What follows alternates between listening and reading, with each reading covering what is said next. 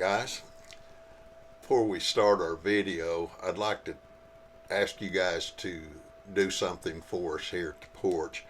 We are trying to get these videos to go a little further and trying to build this channel. And if you listen to this video and you get anything out of it and you like it and think it'd help other people, we'd like to ask you to subscribe, and we'd like to ask you to hit a thumbs up and comment or hit like, and not necessarily all of those things, but at least part of them or one of them, because what it does is it moves us up in the algorithm and gets more people viewing, and that's going to help us to build the channel.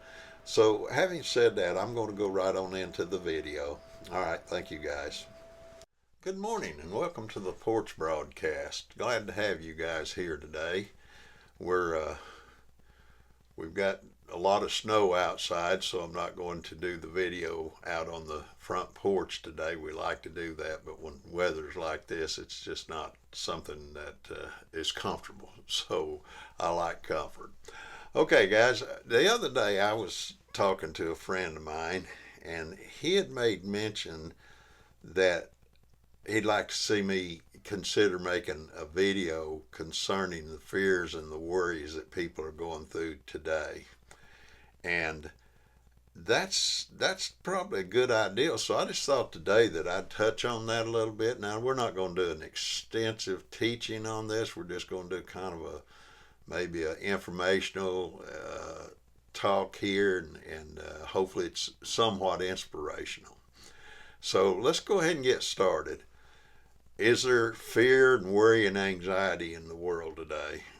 Well, we just not too long ago had several thousands of people affected by a terrible storm that went through the southern part of the United States, and they're still trying to rebuild today. That's going to be a long time coming. That's concerning, and people have anxiety, and those people down there are still dealing with the anxiety because a lot of them don't have homes. They're living in whatever they can throw together to live in.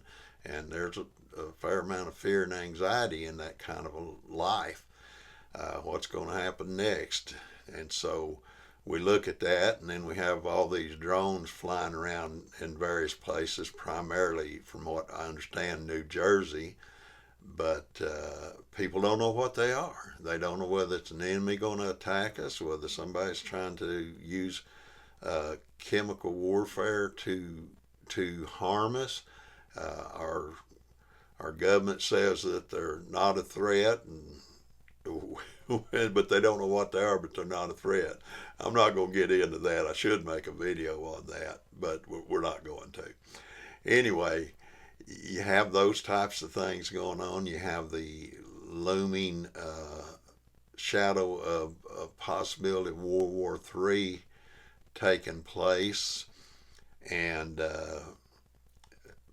you have China threatening Taiwan, you have the Ukraine war, you have the war over in Israel and that part of the country, and nobody knows where this thing's going to go. It doesn't seem to be getting any better. It's maybe getting worse. I think it probably is. But anyway, it causes anxiety. People are like, well, what's my future going to be?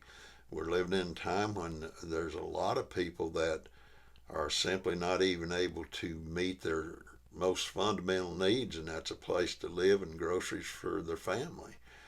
Juan and I, we pre-planned life, and it's hard on us, but we pre-planned enough that we get groceries and things that we need. That's not a problem. But I think the poor families out there that have kids and they're just starting their life out, they're having a hard time.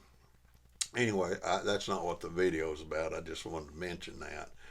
And I think about these things, and these people are in fear. There's families sitting in fear because they're not even sure how they're going to buy groceries next week. And so we have all that going on.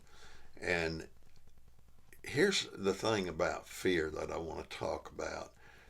One of the things about fear is that there is a healthy fear and then there is an unhealthy fear. So I'm going to try to clarify that the best way I can. If you're worrying about say World War III, and you're worried about it all the time, that's an unhealthy fear. If you are aware that maybe you need to pre-plan a little bit, and I'm not talking about this crazy wild prepping thing, and I'm not against that, don't get me wrong, but I'm talking about where the fear consumes you to the point you spend all of your time trying to prepare for it. I'm talking about a person that understands that it is a possibility and we may have to think about how we're going to handle that. That's a healthy fear. A fear that causes you to plan or to be aware of something is healthy. Let's do this a little bit different way. I thought of something while I was sitting here talking. Let's just say we're walking up a trail and we know we're in a place to where mountain lions are prone to attack people. And we understand that you can't physically overcome a 200, 250 pound mountain lion. And I've seen these things. You can't. They're huge animals, very quick, very powerful. I lived in a country where those things were at for about 15 years. But anyway, let's talk about the healthy fear part of that. So you go hiking up that trail and you are aware of the danger, so you get a sidearm and put on. Now, this is not a gun promotion thing for all you people that get all worked up about that. You put a sidearm on. It's a tool. It's a tool to protect you. And then you go up that trail and you enjoy the hike and all that. You get health benefits out of it. But you feel a little bit better, though you're aware you've pre-planned for that possibility of that mountain lion. And if you do that, that's a healthy fear. Now, if you think, I'm going to go hiking next month, but man, there's lions up there. Lions, tigers, and bears. Okay, so you worry about that all month long. You think about it, you dream about it, you talk about it. That's unhealthy fear. It's just an unhealthy fear. And what happens, and this is important to understand now, listen to me carefully. Scientifically, it's been proven that the body does not know the difference between a real fear and a perceived fear. Now let's talk about how that works. Your body will produce certain chemicals, adrenaline being one of them. I don't remember what all the rest of them are. I have studied that a little bit. But anyway, your body, if your mind starts worrying about that lion, your body will react while you're sitting there in the easy chair as if that threat is right in front of you. And what happens, it starts producing those chemicals. Now, those chemicals are not bad chemicals, but they supercharge your body. And if that happens, that's only supposed to happen for a few seconds, minutes at best. And this is good for your body in the sense that you may be able to outrun the mountain lion, probably not, but you'd at least try. If you do get away from him, well, you know, it's a good deal.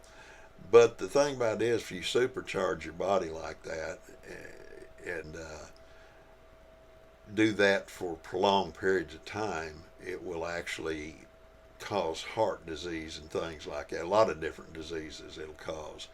So why think about it? Why suffer for a month before you go up there? That trip's not going to be much fun if that's the way you think. And again, this is just an illustration, best one I can give right now. So you suffer for a month, you produce those chemicals a number of times over the period of that month before you get up there. Well, that's not healthy. Here's the thing you could easily do is you can say, well, I've got my weapon, I've got my ammunition, I know how to use my weapon.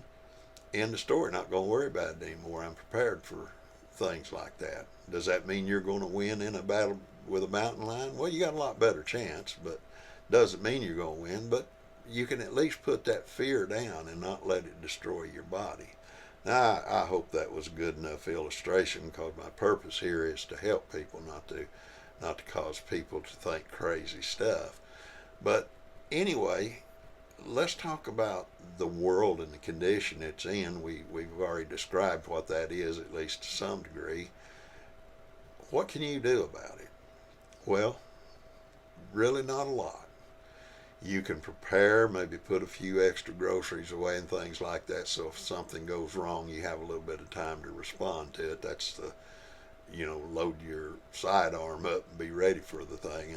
I'm not talking about literally loading your sidearm up. I'm talking about preparing financially and with food and, things you're going to need to survive. So that's a healthy fear. We know it can come. But if we just sit around and wring our hands day in and day out, every time we get still, we worry about it, you're just hurting your health. War may not be what takes you out. War may be the last of your worries. And we've been hearing about things like this for years. And now, not to say that it can't happen, but it hasn't happened yet. I've seen people talk about stuff 30, 40 years ago that they thought was going to happen. And it still hadn't happened. So don't worry about it. Well, how do you do that? Well, let me share with you an old Dale Carnegie story I read years and years ago, probably close to 40 years ago. An old boy had gotten in financial trouble in his business. It looked like he was going to lose everything he had, and he was just worrying day and night, and he just finally got sick of worrying, and he said, you know what? I'm not going to worry about this anymore. I'm just going to go to work and do the best I can and just keep my head down. That's what he did. And within, I think it was less than a year, he looked up, he really wasn't paying any attention. All of a sudden, he'd paid nearly everything off. He was in good financial shape. Well, what am I saying? Well, what I'm saying, sometimes you need to find something bigger than you. If you got fear in your life, one of the techniques, and there's several, one of the techniques is find something to occupy your time so you're not sitting around thinking of these things all the time. And if you find yourself doing that, just shift your mind to those things that are more meaningful, more positive. How can I do a better job on my job? How can I be a better person in my community? How can I be a better parent, grandparent, or whatever the case may be? But occupy your time and your thoughts with positive things. Now, you might say, well, Paul, do you want to be one of those positive teachers? Yes, I am, because it works. It's not a philosophy that just falls out there on a rock and does nothing. This stuff really works. Now, the Bible says that men's heart will fail them for the fear of things coming on the earth. And again, I'm not trying to make a religious thing out of this. I'm just talking, just no man talking in his office or studio. But here's the thing. Now we know that fear can cause you to have a heart attack. Sounds like that old scripture might have been true a couple of thousand years ago. Well, just food for thought, guys. So I would like to spend some time talking to you about faith and prayer and things like that because they're important. But that's not what this particular video is about. We may do one later on that. But this video is about just the simplicity of putting things out there that are bigger than you and making those your priority. Fear has a hard time staying where there's faith at. I'm going to try to make my community better. I'm going to try to make my family better, and I've got faith that that's going to work. Faith will kill fear. It really will. And so occupy your time with hope and faith. Go out and do something bigger than you. There is always something out there you can do that's bigger than you. Anyway, I'm not going to spend much more time on this, guys. My mind's running 12 different directions right now. I got a lot of things I'd really like to say, but we don't have the time for that. So we here at the Porch love you guys, and we put these videos out hoping that they'll help people. And just think about what I've said. And may God bless. Have a good day.